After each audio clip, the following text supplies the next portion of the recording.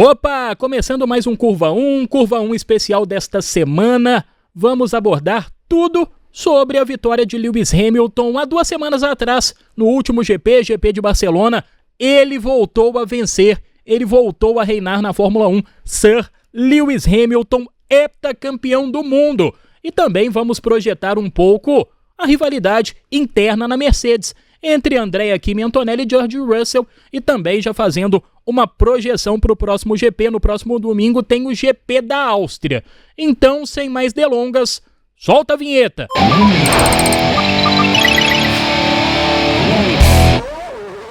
Bora lá, é o Curva 1 especial, começando nesta semana. Hoje, um convidado especialíssimo, mas antes, vou apresentar a nossa co-apresentadora, ela, Ana Maria Rocha. E aí, Ana, tudo certinho? E aí, Matheus, tudo certo? Vamos falar, de Sir Lewis Hamilton, apesar que hoje eu estou com a camisa só pra falar, da Red Bull, da Áustria, o GP da Áustria, mas tá tudo bem, é só mesmo pra estar no clima já. Pra estar no clima do próximo GP, do próximo Grande Prêmio, hoje você tá trajada de Max Verstappen, né? Sim, não sou tão fã, mas é só em homenagem ao Grande Prêmio mesmo da Áustria, pra gente ficar no clima. Mas Sir Lewis Hamilton prevalece. É, Sir Lewis Hamilton que buscou mais uma vitória na Fórmula 1, 106 vitórias conquistadas, enfim. É isso, é o Hamilton que se mostra vivo no campeonato. Claro, a distância ainda é grande em termos de pontuação. A Mercedes vem mostrando um bom desempenho, um desempenho regular desde o início da temporada, mas a Ferrari se mostra pronta, se mostra competitiva e Hamilton está vivo. E é sobre isso que falaremos com ele, Ricardo Arcuri, engenheiro, comentarista dos canais ESPN, sabe tudo de automobilismo, sabe tudo de Fórmula 1. Arcuri, prazer imenso estar ao seu lado. Prazer é todo meu caro Matheus. Aninha, vou contar uma coisa, eu tô falando com a Aninha bastante sobre a WEC, então a gente tá conversando bastante para ajudar essa menina aqui quando ela vier a São Paulo, e é uma honra estar aqui com vocês para falar um pouco de Fórmula 1. Não falo tanto, porque dados os meus compromissos, mas é sempre legal falar de Fórmula 1, né? É sempre legal falar de Fórmula 1, e o Arcuri já deu o spoiler, viu? Aninha estará em São Paulo, daqui a pouco vem o WEC em Interlagos. A Ana vai contar um pouquinho pra gente também no programa de hoje. Enfim, é isso. Fórmula 1, WEC, automobilismo de altíssimo nível pra você. Lembrando, classificação de 2026, classificação de pilotos, que tem Kimi Antonelli na liderança com 156 pontos, Lewis Hamilton, segundo colocado com 115 pontos, George Russell, o terceiro com 106. Então, são os 3 primeiros, tudo indica que são os 3 que brigarão pelo título? Será? Enfim, Charles Leclerc da Ferrari, 75 pontos, Lando Norris, 73 pontos, Oscar Piastri também da McLaren, 68, Max Verstappen, 55 pontos somados, Pierre Gasly vem na 8ª posição com 41, Isaac Hadjar é o 9º com 34 pontos, Liam Lawson, o 10º colocado com 28, Oliver Behrman, 11º colocado com 18, Franco Colapinto está na 12ª posição, com 16 pontos somados. Já o Arvid Lindblad, 13º colocado com 13. Carlos Sainz, o 14º com 6 pontos. Na 15ª posição, aparece Alex Albon com 5 pontos. O Esteban Ocon é o 16º com 3 pontos. O nosso brasileiro, Gabriel Bortoleto, 17º com 2 pontos. Fernando Alonso, apenas 1 ponto somado na 18ª posição. E ainda não somaram pontos no campeonato Nico Hülkenberg, Valtteri Bottas, Sérgio Pérez e Lance Stroll. Ricardo Arcuri, o que podemos esperar da temporada? O que podemos esperar dessa rivalidade interna entre George Russell e Kimi Antonelli na Mercedes? E o que podemos esperar também de Sir Lewis Hamilton nessa disputa por título? Bom, vamos separar por partes. Vamos começar com a Mercedes, né? Uma coisa que eu gostei muito que o Toto Wolff fez foi uma ideia mais familiar dentro da equipe. Primeiro pela formação do Kimi Antonelli, né? Que não adianta nada você jogar o garoto para os leões, que ele não vai ter força psicológica para vencer. E ele teve uma coisa muito paternal do Toto nesse desenvolvimento e um irmão mais velho em George Russell. Então, o menino é bom, só precisava ter um lugar legal para isso, e hoje ele tem. O George, o pessoal tá falando muito dele, mas a verdade é que ele também tá tendo muitos problemas acima do que ele pode controlar. Então, tá tendo abandonos que são causados por problemas mecânicos, e isso tá realmente comprometendo as chances dele de campeonato, pelo menos por hora. Mas se é uma coisa que até isso vai valer do que eu vou falar do Hamilton daqui a pouco, que eu aprendi nesses últimos 2 anos, é que nesse novo conceito da Fórmula 1 de 22, 23, 24 etapas, é que o campeonato é muito longo.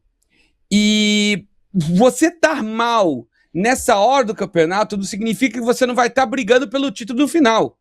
Olha onde é que estava Max Verstappen ano passado. Quem era o líder do campeonato naquela época? Era um Piastri que não foi campeão. Entendeu? Então, eu acho que essas coisas precisam ser levadas em conta na hora de a gente tirar essa conclusão deste momento do campeonato.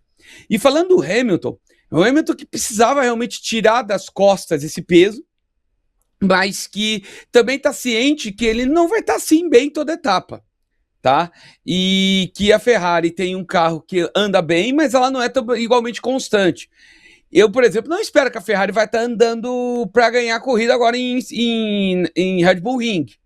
Então, é uma coisa que a gente tem que levar em consideração, que a vitória dele foi uma coisa, não vou chamar de pontual, mas que ele aproveitou a oportunidade que ele teve, mas que não é todo final de semana que a gente deve ver. Pelo menos não nesse momento do campeonato.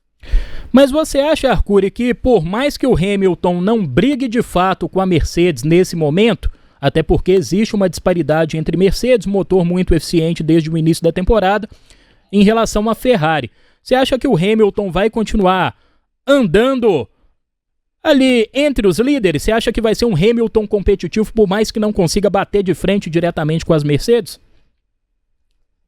O Hamilton tá. O piloto Lewis Hamilton, o heptacampeão mundial, tá lá. Vamos colocar dessa forma. Mas é aquele negócio. Não é segredo para ninguém que ninguém é campeão do mundo sem ter um carro que possa ajudar na Fórmula 1. Isso não é segredo para ninguém, isso não é novo, tá? Então, ele tá nessa situação do tipo, ele continua combativo, ele continua rápido, mas o carro tem que ajudar também. E esse é o ponto que eu falei, que o campeonato é longo e que não será toda etapa que a gente vai ver a Ferrari desse jeito, entendeu? Por exemplo, eu não vejo a Ferrari forte em Spielberg. Eu vejo já uma pista para Mercedes, McLaren e quiçá Red Bull, tá? Mas pode ser que eu seja surpreendido, tá? Então, o que eu falo assim, aparecendo a oportunidade, o Hamilton tá lá forte. Isso a gente pode esperar. Mas já dá para esperar também que não é toda coisa que a Ferrari vai estar rápida. Pelo menos nessa fase do campeonato. E vão ter circuitos que de fato vão ajudar o estilo da Ferrari, né? Até porque a Ferrari costuma andar bem em circuitos mais travados, circuitos de longas curvas, enfim.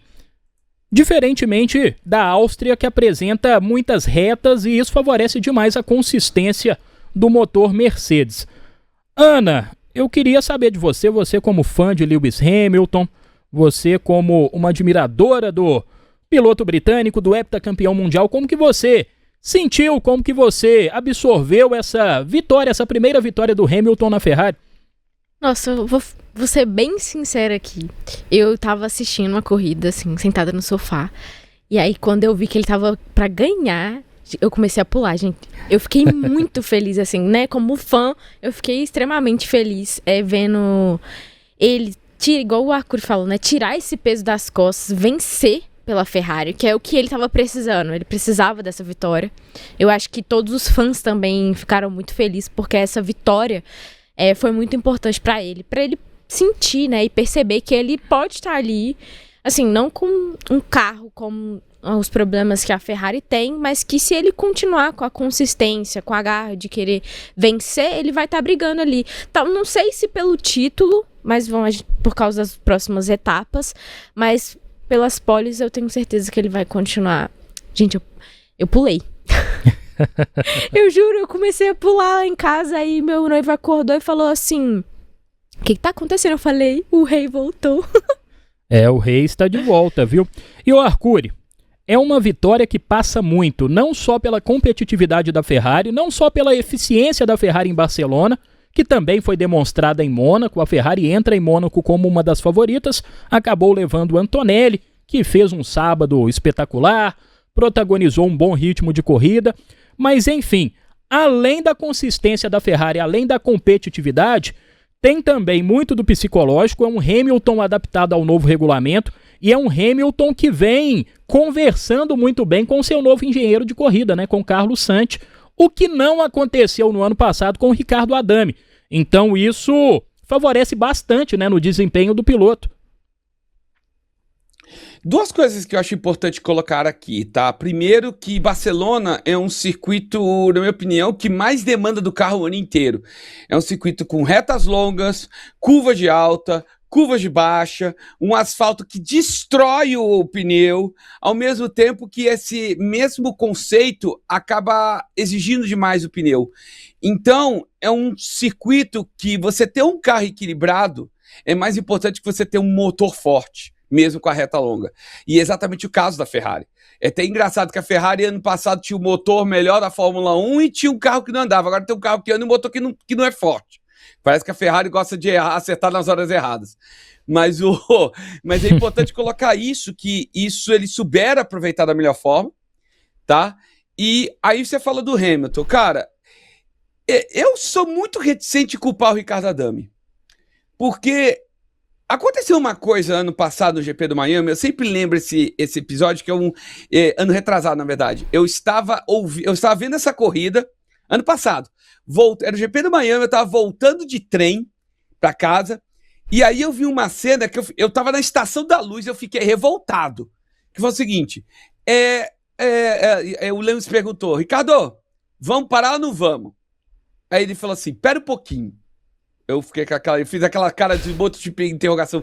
Pera um pouquinho, por quê, caramba? Aí depois eu descobri que ele foi pedir autorização de alguém de cima para perguntar se ele podia parar ou não. Caramba! Ele tem que ficar o engenheiro que deveria estar mandando no trem de corrida do Hamilton, tendo que perguntar para alguém de cima o que ele pode fazer ou não. Desculpa, tá errado. Tá errado. E isso eu senti tanto com o Hamilton quanto com o Leclerc. A diferença é que todo mundo expôs muito o Adame, mas não expôs tanto o engenheiro do Leclerc, tanto que ele continua lá. Então, eu acho que aí não é uma questão do cara ser bom ou ruim. É uma questão do cara lidar com a situação de ter que ficar perguntando toda hora lá em cima. Eu acho que o Adame não soube lidar com a situação de ter que ficar pedindo permissão, já que esse engenheiro talvez esteja tendo essa permissão, lidando bem com essa ideia de ficar perguntando. Eu, particularmente, acho isso muito errado. Eu acho que o Ricardo Adame tinha razão, entendeu? Mas eu acho que, por causa disso, ele tem se adaptado melhor ao Hamilton. Por essa situação de lidar melhor do fato dele ter que responder a alguém acima. O que eu jamais admitiria como engenheiro de corridas. Eu tô cuidando do meu piloto, eu tô pensando no meu piloto. Entendeu? A não ser uma condição de estar disputando o título, um está e outro não. É uma outra situação. Mas naquela condição do campeonato, isso deveria ter acontecido. É isso que eu confesso que me irritou. E eu acho que o Adame acabou sendo mal olhado por todo mundo por esse detalhe. Mas não é porque ele é ruim, é porque ele não soube lidar com essa situação de ter que pedir permissão. E aí eu acho que agora o Hamilton tá lidando melhor com este cara que tá hoje. Só que é aquele negócio. Vamos colocar agora da seguinte maneira. Se o Adame tivesse entrado na corrida com um carro bom que ele tá hoje, que tá melhor que o ano passado, ele teria tido esse mesmo problema? Eu acho que essa coisa é para ser considerada nessa história toda. Fica o sinal de interrogação. Mas de fato, né, Ana, é aquela situação. Você tendo um carro competitivo e você tendo um engenheiro que é mais integrado ao piloto, e é o que o Arcuri diz também, que tem um discurso mais firme, que exerce a sua função de fato de engenheiro de corrida, fica mais fácil, né? Fica mais tranquilo. O piloto acaba confiando mais no seu engenheiro, o engenheiro acaba confiando mais no seu piloto, e gera aquela parceria, né? É o piloto tendo a sensibilidade no volante, no cockpit, é o engenheiro bolando as estratégias mais eficientes de corrida, então tudo fica mais fácil, né? Não, com certeza. Eu acho que essa questão, né, essa harmonia entre o engenheiro e o piloto tem que funcionar, porque senão vai acontecer o que aconteceu, né, o ano passado. E o Hamilton parece que tá se entendendo bem com o atual engenheiro, e isso é bom, porque vai fazer com que ele mantenha essa consistência dele nas corridas, e essa questão de ser firme, né? O engenheiro, ele tem que se posicionar, não precisa, eu acho que na minha opinião, pedir uma autorização de uma pessoa de cima para poder falar para o piloto parar. Não, você tem que pensar no bem do seu piloto ali. É a mesma coisa com a gente, né? Quando a gente sabe de uma informação aqui, a gente tem que bancar a informação e passa pra cima e não precisa ficar pedindo. A gente banca a informação e é isso. Tem que bancar o que tá ali na hora. E eu acho que é isso que é importante. Bancar o piloto, tá junto com eles, entender também os problemas que ele tá sentindo com o carro pra poder tentar resolver e ter corridas melhores pra que o Hamilton também fique feliz. Exatamente. E essa autonomia que a Ferrari vem dando pro Hamilton também em relação a feedback de carro. E com base nisso, Arcuri, eu queria perguntar para você a respeito do uso do simulador, né? Existe essa velha máxima de que o Hamilton não é um adepto do simulador. Nas últimas corridas ele foi mais na base do feeling. Em Mônaco dispensou o uso. Em Barcelona fez algumas correções, mas também foi mais na base do feeling de piloto. Como que você avalia esse uso do simulador por parte de Lewis Hamilton e se de fato, na época do efeito solo, né, até ano passado, se isso foi determinante para um desempenho ruim? Cara, eu acho... Uma coisa que eu aprendi sobre pilotos e simuladores é que cada um sabe trabalhar na sua geração. O Lewis Hamilton é um cara que, pasmem, ele é um moda antiga. Tá? Então ele é um cara que não viveu para estar nesse mundo dos simuladores. O Kimi Raikkonen também não gostava e andava bem, entendeu? Então tem gente que prefere, que se dá melhor com essa história do feeling do que andar no simulador, que por mais que ele seja perto do real, ele ainda lhe falta alguns detalhes que você sente no corpo, e eu digo isso porque eu sinto essa falta. Eu uso muito simulador para tentar entender a pista e passar nos meus comentários. Mas se eu for andar com o carro, eu não consigo sentir o carro saindo de traseira. Porque eu não sei, porque eu sou da época que sente nos quadris.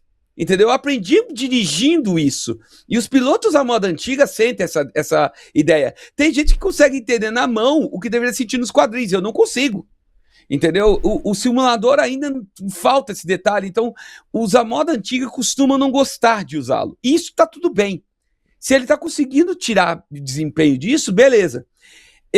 Agora, os novos gostam de usar o simulador para aprender. E eles não estão errados também. É a maneira que eles têm de conseguir entender a pista, de se preparar para conseguir tirar o melhor deles, de já vir preparados. Inclusive a própria NASCAR tem pilotos de simuladores, que são pilotos real, que pilotam simuladores e preparam para os seus pilotos de suas marcas. Por exemplo, o Jack Hawksworth, que corre de Endurance, é o piloto de preparação de simuladores para todos os pilotos de Toyota. Entendeu? Então existe essa preparação de modo oficial, tá? E realmente de cada um. Os pilotos da moda antiga, eu entendo eles não usarem, tá? Até pelos motivos que eu comentei, mas é meio que uma coisa da geração mais jovem, tá? E é de cada um. Se você gosta, usa. Se não gosta, tudo bem também, contanto que você entregue o resultado lá. E o caso da Mercedes, o Matheus e a Aninha, é bom colocar isso de uma maneira muito clara, não foi uma falta de simulador, foi uma falta de carro, tá? Foi um carro que conseguiu o conceito errado, e que a Mercedes em nenhum momento conseguiu se reestruturar desse conceito errado, tá? É um outro problema, tá? Não tem a ver com o simulador ou não, tá? Essa questão ela acaba sendo muito pessoal, é o que o Arcuri disse.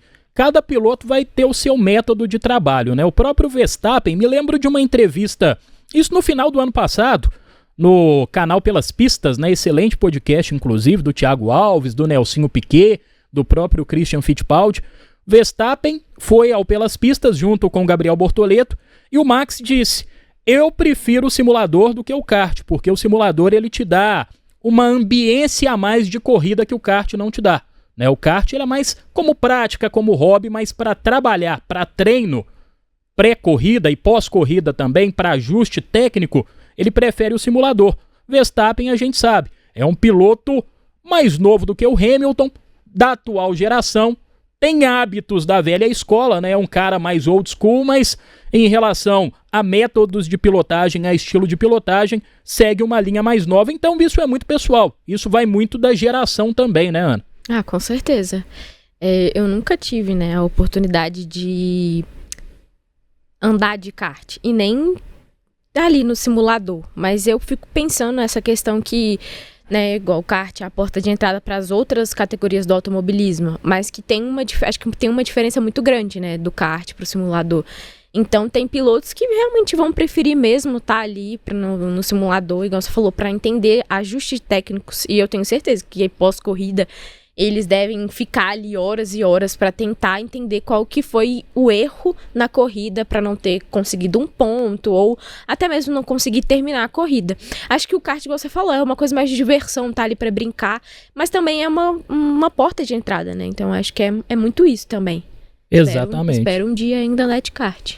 Mas você tocou num ponto interessante. Acaba que o kart é a porta de entrada e é um método mais tradicional, né? O simulador, ele entrou agora. Arcuri, você chamou?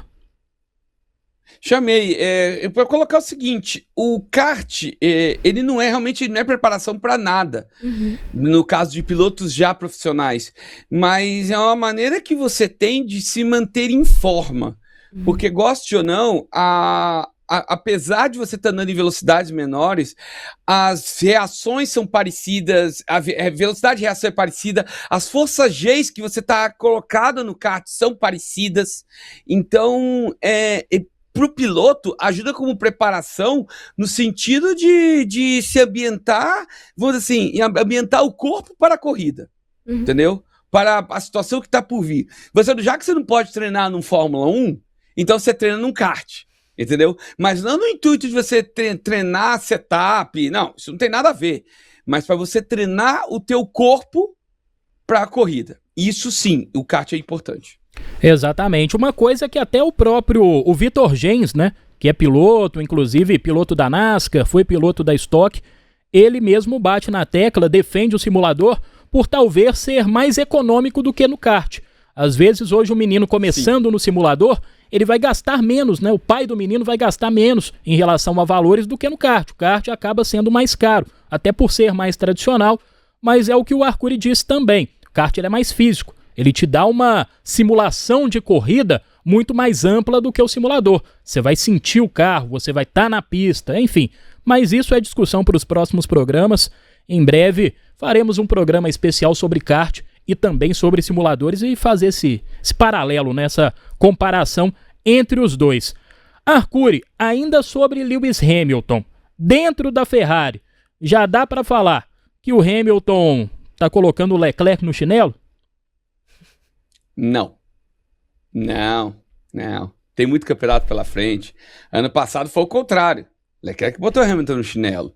Então é que assim, o pessoal subestima muito o Leclerc porque ele nunca teve um carro realmente capaz de disputar um título. Nunca. A realidade é essa. Ele nunca teve a situação. Né? O Lewis teve várias vezes, e eu não estou desmerecendo o Lewis por isso não, tá? O cara ninguém é heptacampeão mundial à toa. Ponto. Primeiro detalhe. Então eu não posso desmerecer Lewis Hamilton de forma alguma. Mas o Leclerc também nunca teve um carro para poder realmente fazer frente.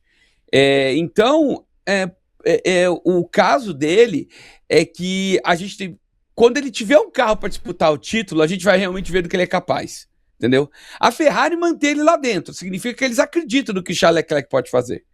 Então, eu vou por enquanto na crença da Ferrari. No dia que ele tiver um carro para disputar o título e não conseguir, é uma outra história, tá? Hoje, nós não podemos falar disso dele. E também, como eu falei, é um campeonato muito longo. Tem muito chão pela frente. Leclerc está a poucos pontos atrás do Lewis. Tudo pode acontecer. Pode ter uma virada. Pode ser que o Lewis aumente. Tá muito cedo para te falar qualquer coisa, tá?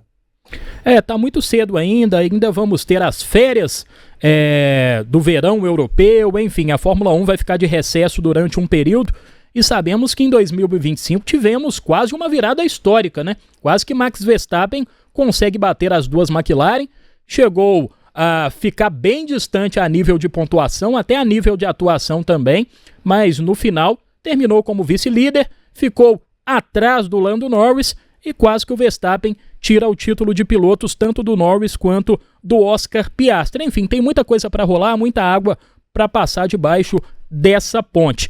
Mas, Ana, eu, de certa forma, vejo o Charles Leclerc um piloto extremamente talentoso, um cara que tem uma velocidade bruta incrível, tanto é que ele tem mais pole do que vitória na Fórmula 1, mas eu acho que falta um pouco de maturidade em relação a ritmo de corrida, sabe? É um Leclerc que às vezes força demais do carro, comete muito overdriving e às vezes faz escolhas ruins que tiram a vitória dele.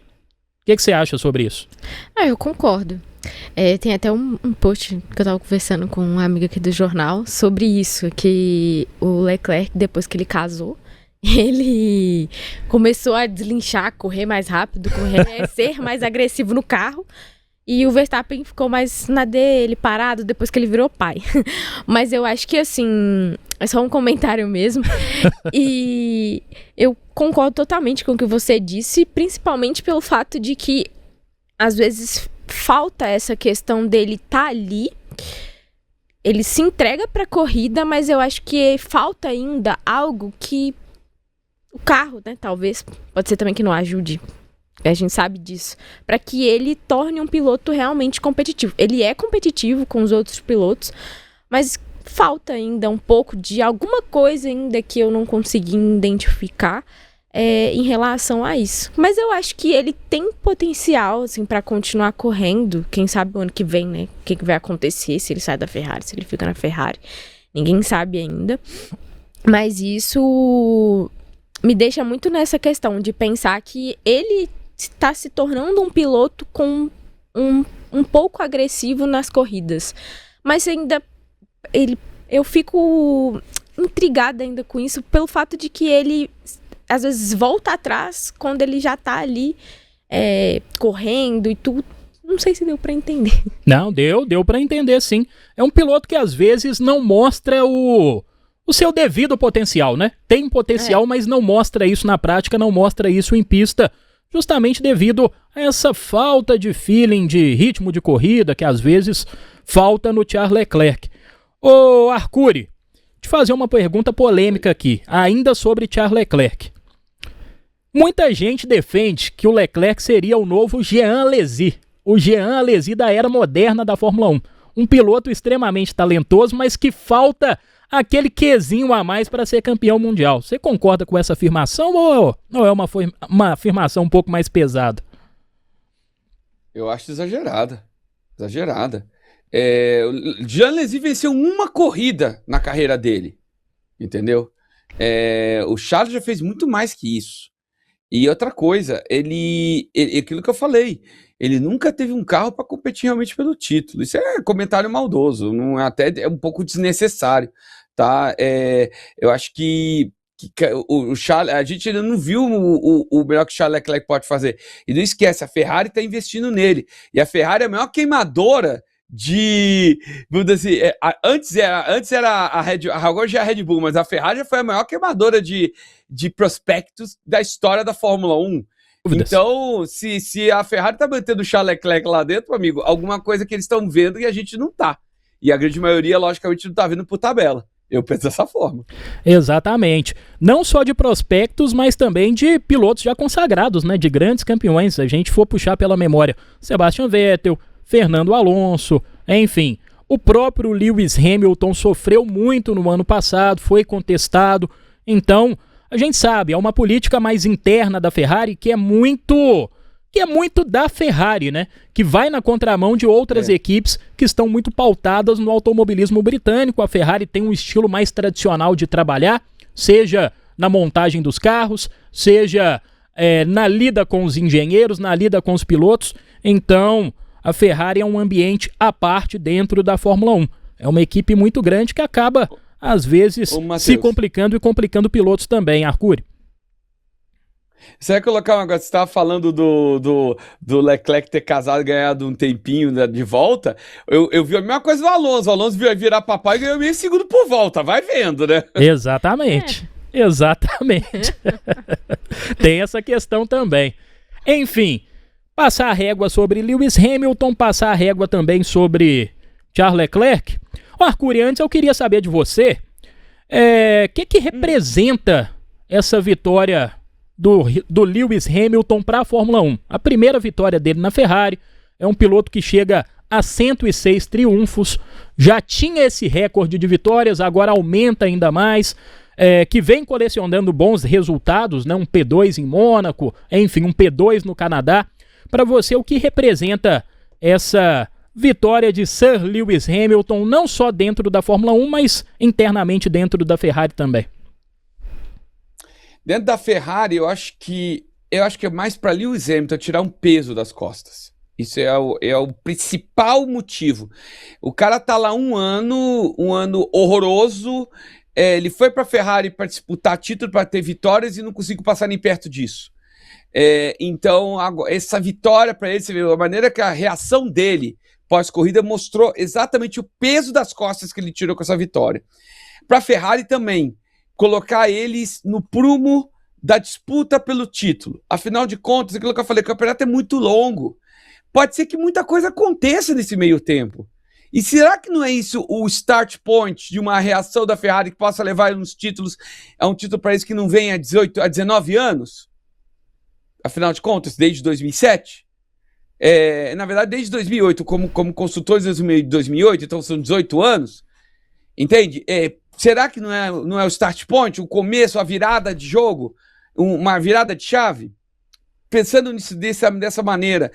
Para a Fórmula 1, cara, é aquele negócio. É um heptacampeão que tem sua base de fãs.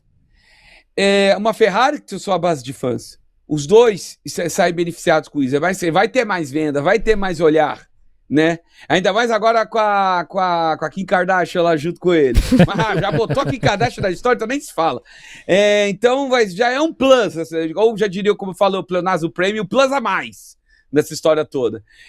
Então, eu acho que todo mundo tá reagindo com isso.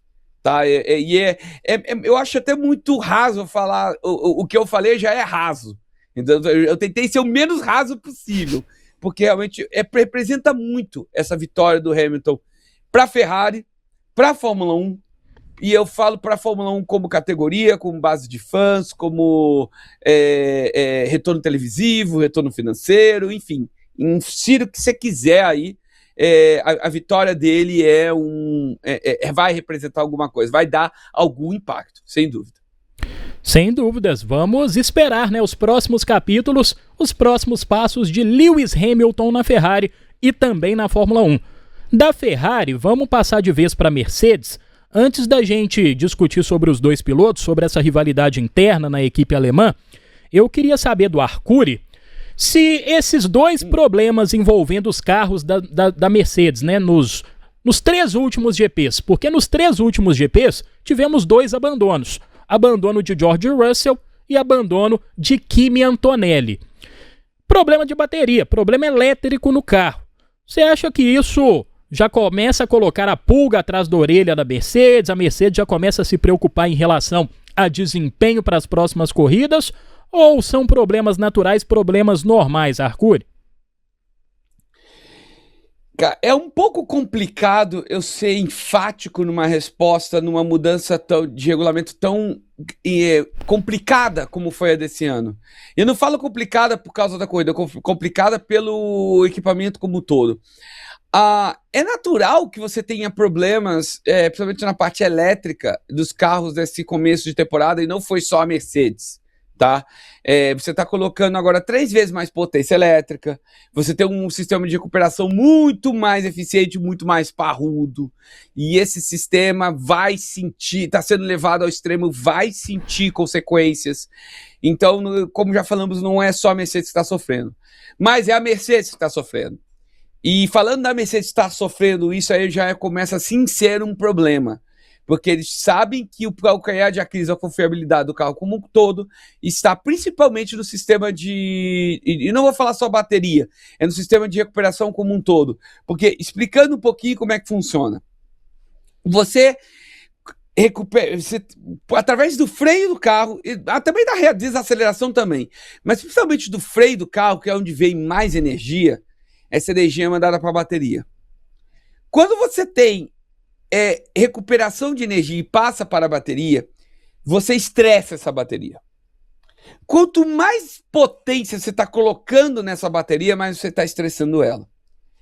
E muitas equipes estão sofrendo com esse sistema, com essa situação, porque você está levando o estresse dessas baterias a um extremo que nenhuma bateria em relação a uso automotivo passou perto de passar na história da humanidade.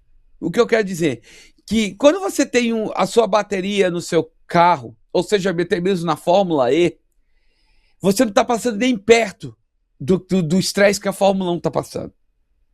E eu falo da maneira como a bateria se recupera e da velocidade que ela faz. Tá? Então, por isso é novidade para todo mundo. E isso está sendo um problema. A Mercedes, lógico que eles já estão com pulga atrás da orelha, e é lógico que eles já estão trabalhando em alguma maneira de tentar resolver esse problema. Tá? E pode ser até que o ADU, que eles têm direito, lembrando disso, que a Mercedes vai ter direito a um ADU, já esteja trabalhando nessa situação. Aliás, pode ter sido até a sorte deles esse aspecto. Porque eles estão tendo a oportunidade de resolver esse problema. Não sei quando o ADU vai ser instalado nesses motores, mas com certeza já é uma pulga atrás da orelha e eles já estão pensando em uma solução para isso. Tá? Porque sim, uma quebra eu acho que poderia ser um problema pontual. 2 quebras já é uma repetição de padrão. E quando há repetição de padrão, amigo, já tem que olhar o que está acontecendo. Será que o favoritismo da Mercedes já começa a ser abalado? Enfim, o Arcuri tocou num ponto interessante. A Mercedes vai receber o ADU. Até nisso a Mercedes acabou dando sorte, até porque a Red Bull foi, né, teve o seu motor eleito como o melhor da temporada 2026. Então a Mercedes tem direito ao ADU, a um pacote de atualizações em relação a melhorias da sua unidade de potência. Vejamos como a Mercedes vai trabalhar isso. Acredito que vai se manter, né, como a principal equipe em termos de unidade até o final de 2026. Fala, Arcuri.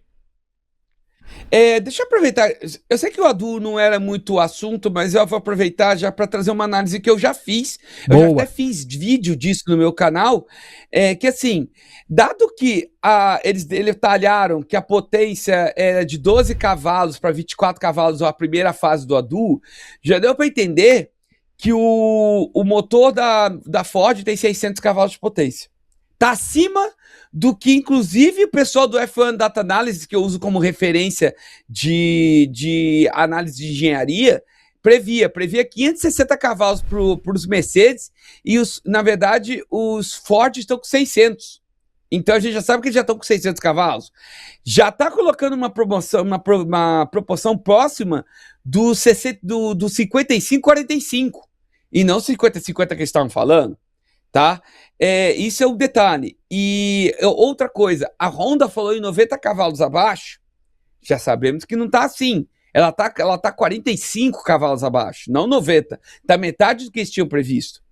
E outra coisa importante para colocar, que ano que vem, eles já falaram que eles vão aumentar o fluxo de combustível, que vai dar em torno de 50 kW a mais. Na minha conta, eu tô falando de 15% a mais de fluxo de combustível. Baseado nessa conta, ano que vem já podemos esperar 670 até 700 cavalos de potência para os motores a combustão, tá? Então, já esperem esse tipo de crescimento para o ano que vem em relação a esses motores. Não era assunto, eu sei, mas já que tocou-se, deixa eu trazer essa previsão que eu estou trazendo para vocês aqui. E são informações valiosíssimas, porque muito se fala sobre esse gerenciamento, né? Sobre essa porcentagem em relação ao elétrico e em relação ao motor a combustão. Então, 2027, os fãs mais tradicionais, os fãs que querem ver uma Fórmula 1 mais pautada em relação ao que foi até 2025, podem esperar pelo menos um motor a combustão sendo utilizado com mais efetividade. Uma Fórmula 1 um pouco mais raiz, não tão raiz, mas um pouco mais raiz. Enfim, Ricardo Arcuri, vamos falar sobre a dupla, sobre Andrea Kimi Antonelli e também George Russell. É impressionante o que o Antonelli vem fazendo nesta temporada. 5 vitórias. Eu, no início da temporada, sinceramente, esperava um desempenho mais efetivo do Antonelli em relação ao que foi em 2025, muito em função também do carro e muito em função do talento que ele tem. Segunda temporada, um piloto mais amadurecido, tendo um carro competitivo, mas não esperava o Antonelli bater 5 vitórias consecutivas. Você esperava isso, Arcuri? De forma alguma. Também não esperava.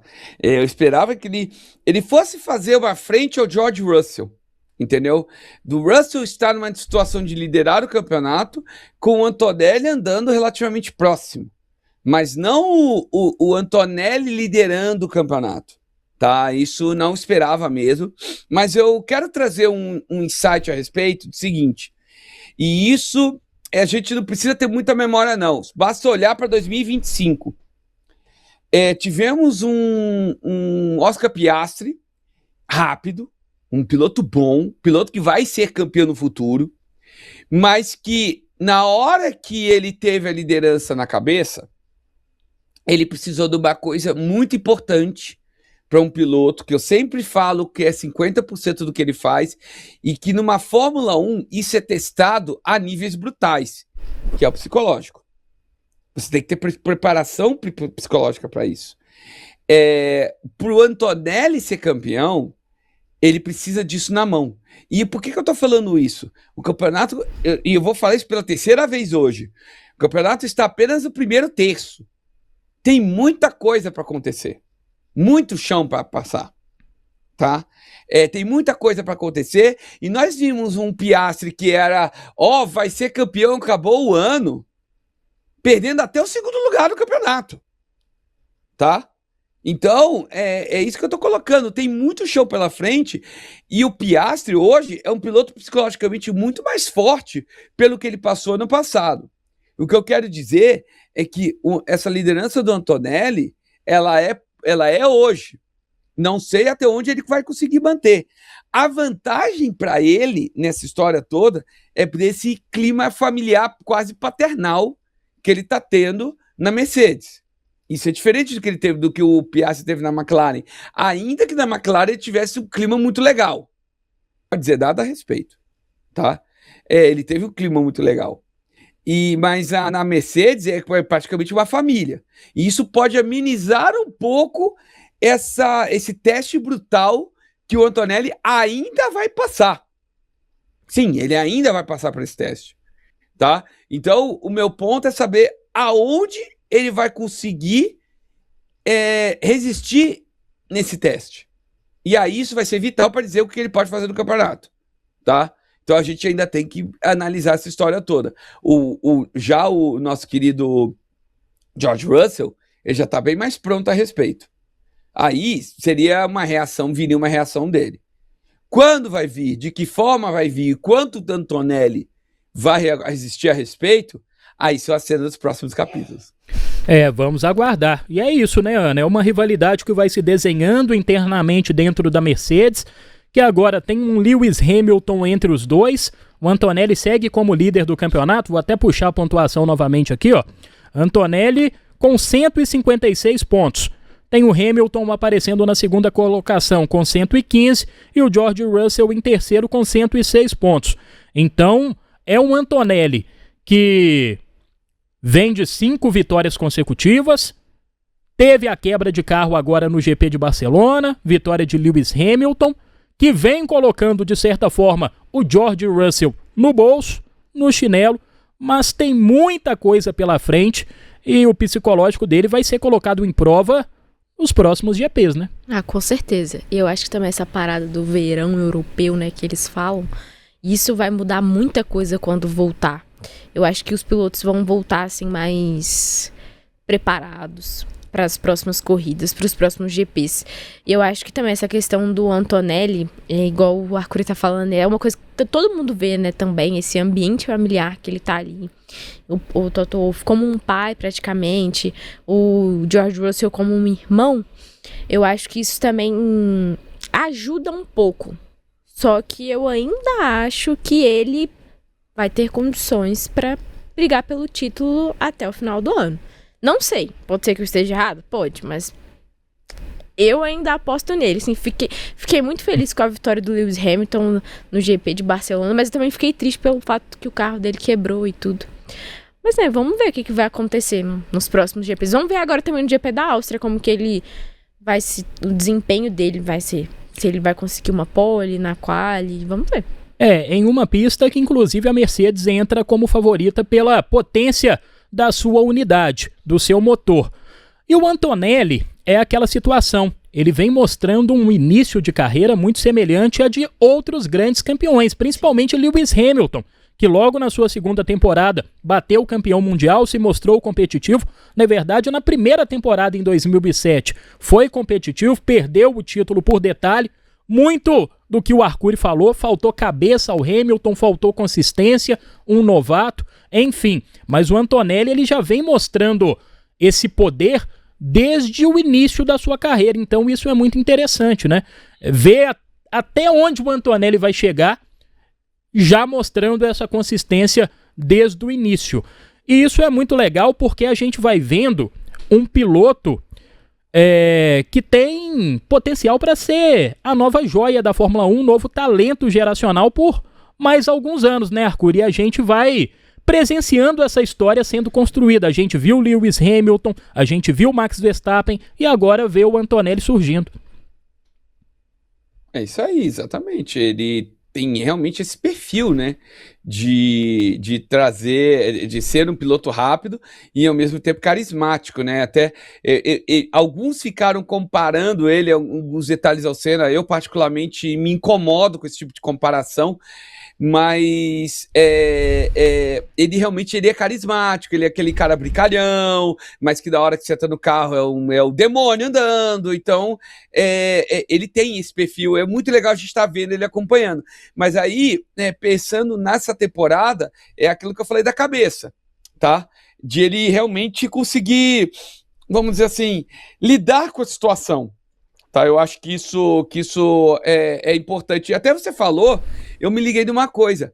É mais ou menos o que o Lewis Hamilton teve com o Ron Dennis na McLaren, tá? Quando o Dennis trouxe ele para cá.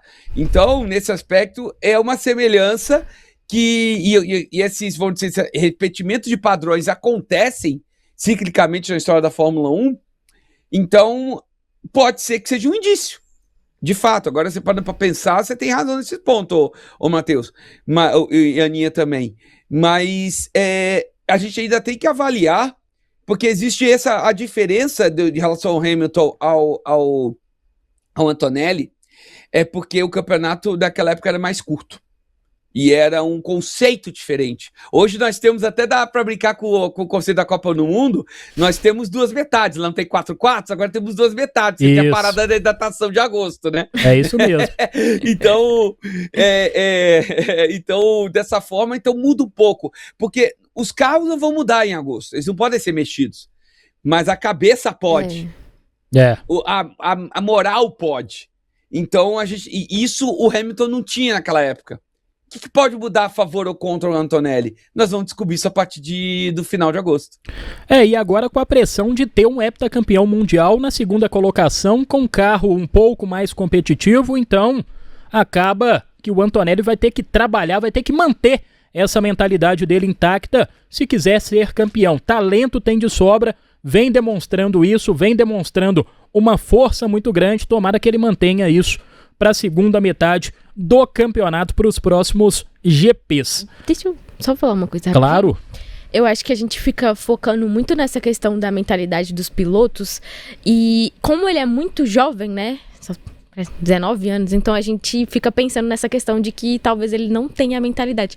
Mas, numa hipótese, se ele já tiver essa mentalidade de que se ele continuar consistente, ele vai estar ali, ele vai brigar pelo título e aí pode ser que ele ganhe. É uma coisa que eu fico pensando, né? Porque como ele é muito jovem, a gente acha assim, ele não vai ter uma mentalidade pra focar, pra deixar ali os holofotes, né, de lado e só pensar na corrida pra ele vencer. Aí eu fico pensando nisso. Será que ele tem essa mentalidade e a gente acha que não tem? Pois é. É porque às vezes a gente associa muito o atleta novo com falta de mentalidade, sim. né? Eu fico pensando muito nisso. Que o ponto que eu queria colocar, Aninha, que isso aí eu tô falando, é do seguinte, não é questão dele mentalidade e sentar no carro e pilotar. Fórmula 1, se fosse sentar no carro e pilotar, tinha muito piloto aí, cabeça virada, que era campeão. O problema é que a pressão que os pilotos sofrem lá dentro é uma coisa brutal. E assim, eu não tenho ideia do quanto é. Eu só sei que é maior do que qualquer coisa que eu já passei na minha vida. E assim, maior pra muito.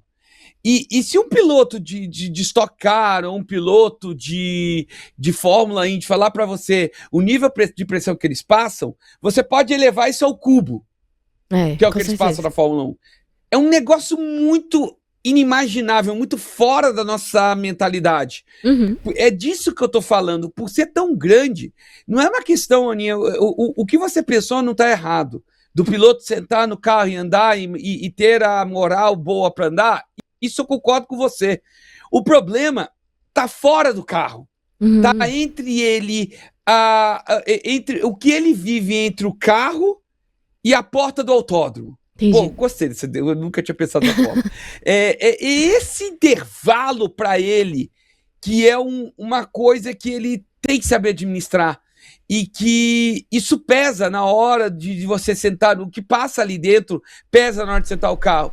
Olha pro Piastri, o cara tem 3 anos de Fórmula 1, olha o que ele sofreu ano passado, e ele se perdeu, entendeu? Hoje ele não se perderia. Tá? Mas ele se perdeu. Ele precisa passar por isso para ele ser estar com a força. E que eu falo de força psicológica é isso daí, tá? É esse pequeno detalhe, pequeno que é muito grande. Minha pergunta, e eu tô falando isso, não tô afirmando. Eu tô trazendo uma situação que pilotos recentemente passaram e que pilotos passaram pela vida inteira, entendeu? Vê, por exemplo, o campeonato que o Hamilton ganhou. O Hamilton ganhou em 2008. Beleza. Olha a situação que ele passou, os altos e baixos que ele passou com o Felipe Massa. E se você parar pra pensar que se não tivesse acontecido, e eu vou botar um C na história, Singapura, talvez não teria sido ele o campeão. Tem isso. Tá? Você entendeu como que, mesmo pro Hamilton ser campeão em 2008, ele passou pela brutalidade da coisa e foi campeão por um detalhe tão minúsculo, entendeu? Por isso que eu tô falando, eu não tô dizendo que o Kimi não vai conseguir ser, eu só tô falando que ele precisa, a gente tem que entender como é que o Kimi vai passar por isso, entendeu? É esse o ponto, a pensar nisso, nessa situação. Pode ser que ele passe, mais um dia na minha casa e seja campeão. Ficaria surpreso, mas pode ser, quem sabe? Eu só tô colocando esse ponto. A gente tem que primeiro ver como que o Kimi vai passar pela pressão brutal, para aí a gente entender se ele realmente pode ser campeão. Eu vou pedir para vocês fazerem essa pergunta no final de setembro. Boa! Tá. Aí a gente pode ter uma ideia do que pode acontecer. No final de setembro, o Ricardo Arcuri estará aqui conosco. Faremos essa pergunta com ele. Kimi Antonelli e George Russell, se Kimi Antonelli será o campeão mundial. Arcuri, é aquela questão, né? Arcuriana. Hamilton passou por adversidades no início da carreira em 2007, passou por adversidades em 2008 também. E se a gente for listar um outro campeão mundial recente, o próprio Max Verstappen também, né? Até ele engrenar como de fato um talento, como de fato um líder, uma figura, uma estrela da Fórmula 1, foram vários percalços. Ele estreia em 2015, 2016 vai para a Red Bull, tem aquela desconfiança em relação ao Max, um piloto muito rápido, porém imprudente, enfim, até ele criar essa consistência. O Arcuri lembrou bem, primeiro título do Hamilton 2008, quase ele não é campeão, ele foi campeão no detalhe. Inclusive, Interlagos foi uma corrida bem caótica, né? Ele é campeão na subida do café ali, ultrapassando o Timo Glock, enfim. E 2021, o primeiro título do Max Verstappen também quase não aconteceu. Quase não aconteceu, né? Justamente por conta daquela confusão toda envolvendo o Michael Masi. Enfim, a gente já sabe de tudo o que aconteceu em Abu Dhabi 2021. Então é isso. E é isso que o Antonelli vai ter que passar. Esses percalços vão acontecer. O Oscar Piastri sofreu isso no ano passado, mas com certeza o Antonelli vai tirar isso de letra. Se não for campeão na temporada de 2026, será nos próximos anos, porque talento ele tem de sobra. Vamos para a reta final do programa? Eu queria fazer duas perguntas aqui para o Arcuri.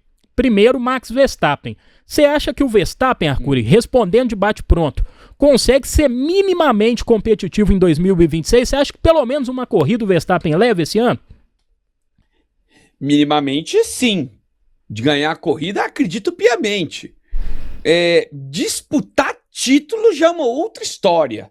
Porque a Red Bull tá com um problema. Se me permite uma explicação, eu vou pegar... Eu sempre pego a Ferrari para mostrar. Hoje eu vou ser diferente.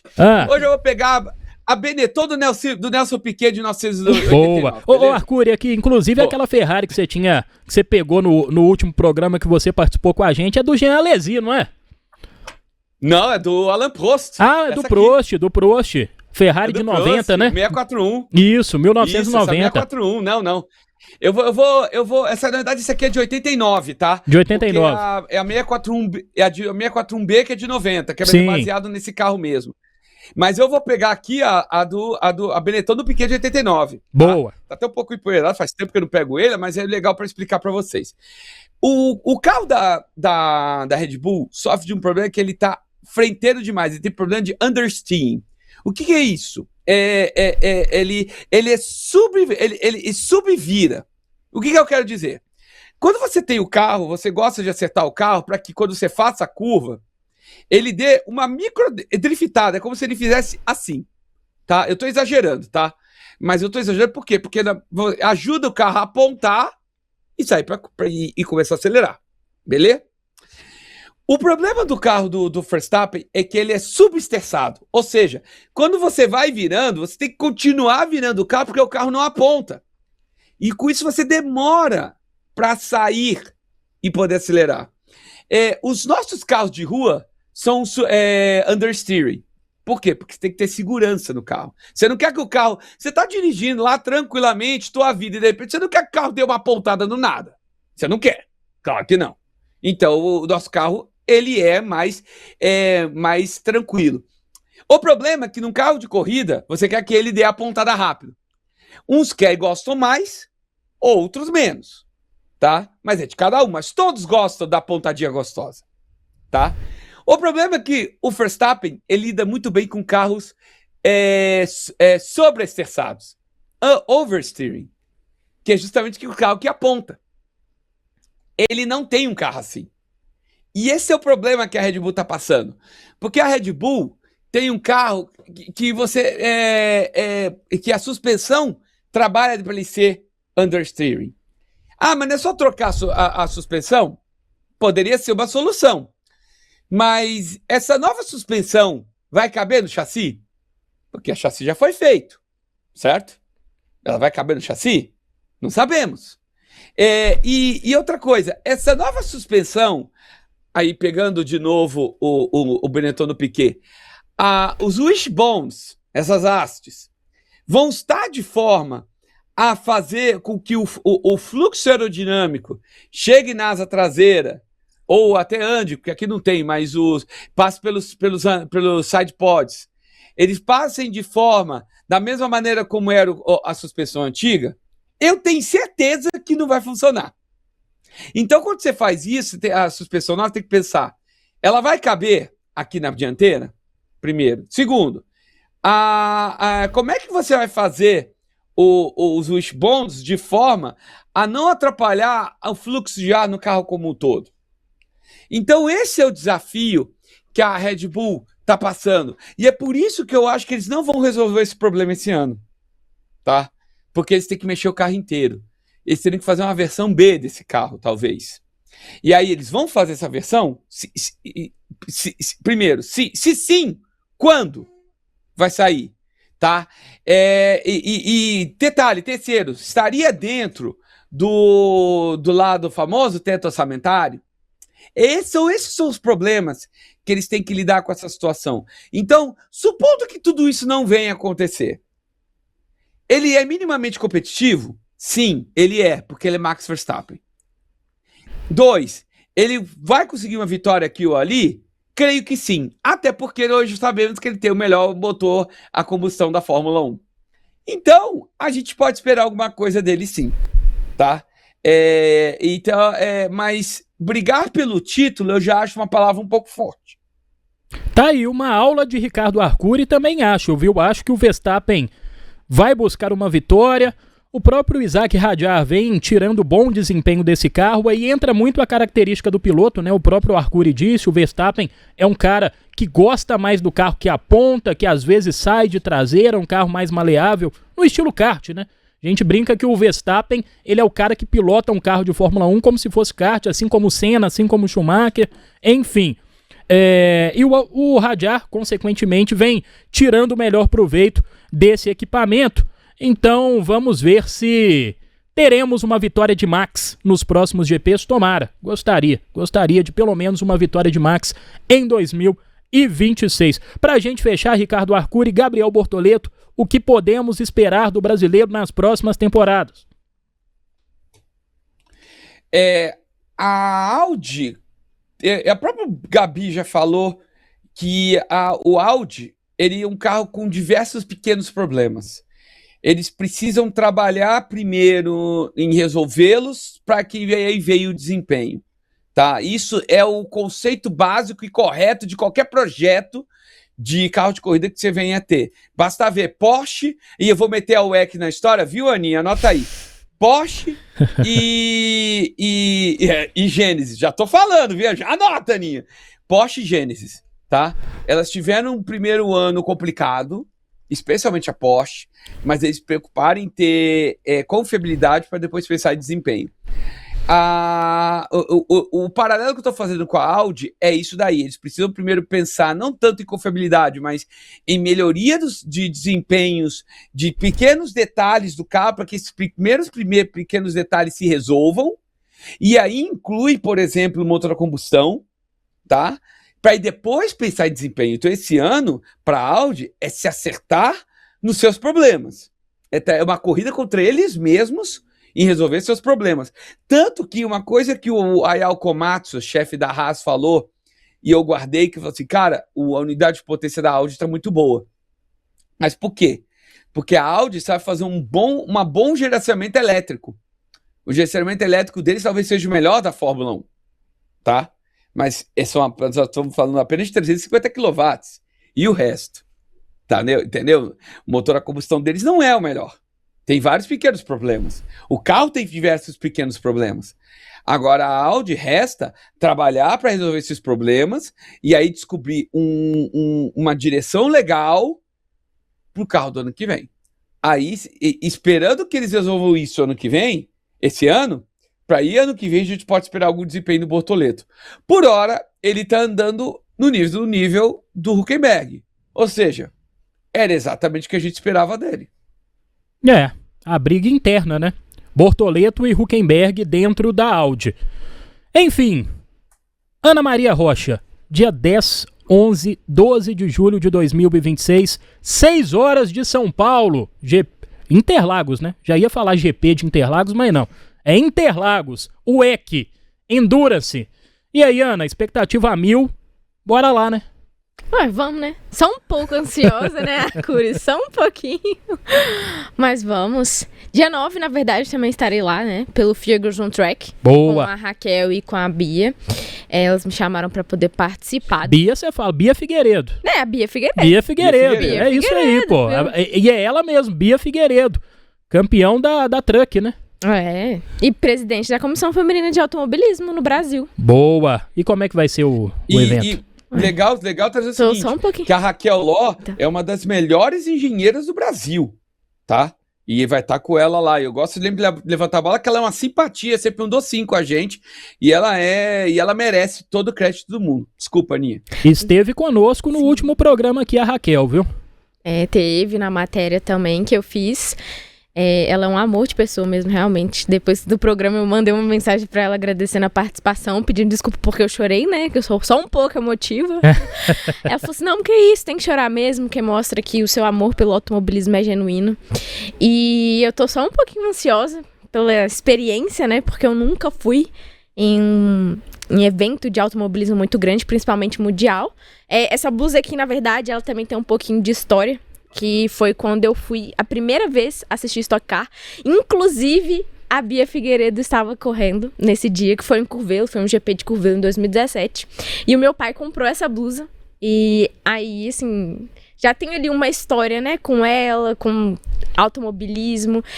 A minha expectativa tá alta, né? Vamos ver. Vai dar tudo certo. Não, mas vai dar certo. Vamos ter vários conteúdos aqui, né? Pô, vamos sim. Tanto no Curva 1 quanto nas redes sociais, no portal de O Tempo. Então, confere, viu? Confere porque o trabalho de Ana Maria Rocha vai ser demais. Vai trabalhar demais lá, viu? Com certeza. Só tô alugando um pouquinho o Arcuri, né? Arcuri pra gente, assim, né? Entender como que funciona, pra poder me ajudar. Porque nunca fui também no Autódromo de Interlagos, assim. Primeira vez. Como diz meu noivo, você vai levar um balde junto, né? Porque você vai pisar no autódromo, você vai começar a chorar. Lá é sensacional. É uma energia, né? Que todo mundo fala, assim, que pra Aninha, quem gosta... a gente vai fazer o seguinte. Quando a gente entrar, você vai fazer comigo o que eu sempre faço quando eu entro no autódromo. Eu passo ali na frente do túmulo do José Carlos Pacho e falo assim, benção, moco. Exato. Antes de entrar no túnelzinho ali, né? Você já entra em Interlagos. Exato. Ali na área de estacionamento, tem o túmulo do Carlos Passe. Você já entra no túnel assim, você já dá de cara com a empena de Ayrton Senna da Silva. Aí é demais. Não. É a casa do automobilismo brasileiro, Interlagos. Vai dar tudo certo. Vai dar. Já deu. Não, já deu, né? Vai sim. Já deu. Só de estar conseguindo ir, conversar com pessoas que podem me ajudar, o Arcuri, a Alice também, a Raquel e a Bia, vai ser sensacional. Vai ser sensacional, você vai aproveitar. Ricardo Arcuri, muito obrigado por hoje, viu? Volte sempre, a casa é sua, portas abertas para você. E é isso. Vamos para mais um GP, mais uma etapa de Fórmula 1 no próximo domingo. Valeu demais, Arcuri. Agradeço você, meu caro Matheus, pelo convite. Aninha, você vai me alugar, mas eu vou te alugar também, fique tranquilo. Você acha que vai ser só... vai ter que trabalhar também, tá? Mas é um prazer, tá, Aninha? É um prazer mostrar o que eu puder mostrar pra vocês, eu vou fazer. E acompanhem, todo mundo acompanhando a WEC na Jovem Pan, hein? Na Jovem Pan Esportes, tá? Vai estar eu e o João Roberto fazendo o final de semana, tá? E também convidar a acompanhar a NASCAR na ESPN, a TCR South America, TCR agora é só depois da WEC, então tem chão ainda, mas eu agradeci o convite para falar de Fórmula 1. Queria muito fazer Fórmula 1 na vida, mas já que não faço, tô falar, a gente é um prêmio de consolação, então eu agradeço o convite. Que isso. Um dia faremos, Ricardo Arcuri, um dia faremos. Ana, muito obrigado por hoje. E vamos que vamos, né? Até o próximo Curva 1. Semana que vem estaremos de volta. Com certeza. Eu que agradeço mais uma vez o convite, Arcuri, Matheus, né? Pela disponibilidade, pelo espaço também para poder falar. Pode deixar, tá, Arcuri? Vai ser uma parceria que você vai ver. Eu gosto de trabalhar. Não sou mole não, hein? Vai ser demais. Vai ser sensacional. E você... Aguarde, viu? Dia 10, 11 e 12 de julho, 6 horas de São Paulo, diretamente de Interlagos. Ana Maria Rocha estará lá em loco, vai trazer todos os detalhes pra gente nas redes sociais de O Tempo, no Curva 1 no YouTube e, claro, no portal de O Tempo. Valeu demais, forte abraço e até a próxima.